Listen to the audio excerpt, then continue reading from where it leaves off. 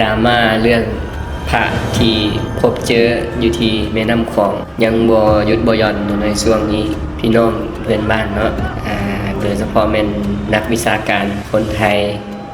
หลายๆท่านก็ออกมาวิพากษ์วิจารณ์เกี่ยวกับ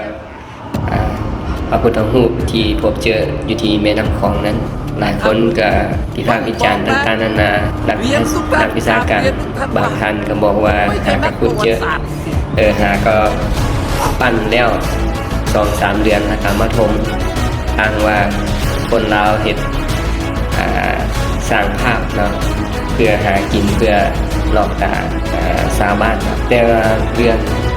ทั้งหมดนี้บ่มี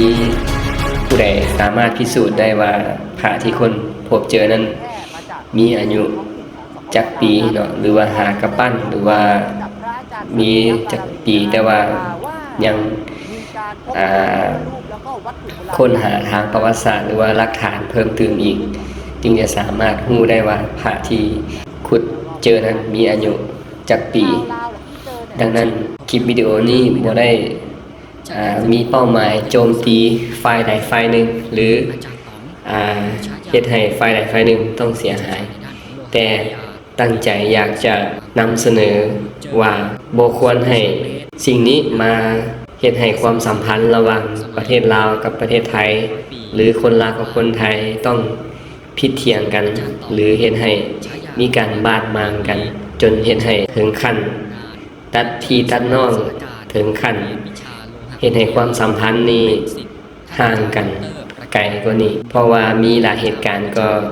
เฮ็ดให้คนลาวกับคนไทยนี่มีการมีปากเสียงกันมีทั้งการเว้าให้กันทางโซเชียลมีเดียเนาะแล้วก็มีหลายเหตุการณ์ที่ออกมาขอโทษฉะนั้นอยากให้ทางพี่น้องคนลาวและคนไทยนี่มีสติระวังตัวเนาะบ่ให้เว้าดูถูกกันไปมาหรือวิพากษ์วิจารณ์กันในทางที่ลบเนาะอยากให้ความสัมพันธ์ระหว่างลาวไทยนี่แน่นแฟ้นขึ้นกว่าเก่าและเฮ็ดให้ทั้งสองประเทศนี้ร่วมมือกันในการสร้างสรรค์พัฒนาประเทศชาติให้เจริญถ้านักวิชาการท่านใดที่วิพากษ์วิจารณ์ไปแล้วมันเอาคืนบ่ได้เนาะสิ่งที่เฮ็ดได้ก็คือการขอโทษและก็ปรับความสัมพันธ์ดีคือเก่าท่านวิพากษ์วิจารณ์ได้แต่ว่าในบริบทของประเทศลาวก็คือว่าถ้าวิพากษ์วิจารณ์ในสิ่งที่มันบ่เสริมสร้างมันบ่ดีมันก็เฮ็ดให้คนลาวนี่เสียใจและก็บ่พอใจเนาะดังนั้นก็ขอให้ท่านทั้งหลายที่ได้ชมได้ฟังคลิปวิดีโอนี้ก็ขอให้พิจารณาอภัยให้กันเนาะบ่ให้คิดบาดหมางกันว่าต้องเอาคืนแก้คืนเว้าคืนเนาะเพราะว่าพระก็พบแล้วเนาะสิ่งที่กระชับความสัมพันธ์ก็เขาต้องได้เฮ็ดต่อไปพี่น้องเพราะว่าทุกคนก็ต่างมีความคิดเป็นของตนเองที่อยากจะวิพากษ์วิจารณ์หรือมีความคิดเห็นได้เกี่ยวกับพระที่ขุดพบเจอนี่เนาะบ่ผิดบ่ถูกดังนั้นก็ขอให้วิพากษ์วิจารณ์อยู่ในขอบเขต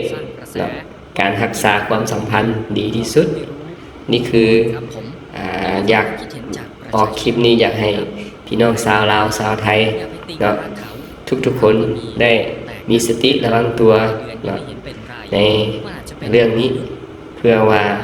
บ่อยากให้เหตุความสัมพันธ์หรือว่าการบาดหมางนี้เกิดจากกลุ่มคนน้อยๆเดียวหรือผู้ใดผู้หนึ่งแล้วเฮ็ดให้เป็นเรื่องบานปลายและเฮ็ดเป็นเรื่องใหญ่ขึ้นกว่านี้อันนี้ก็ฝากไว้ให้ทุกท่านได้คิดวิเคราะห์วิจารณาเบิ่งเนาะ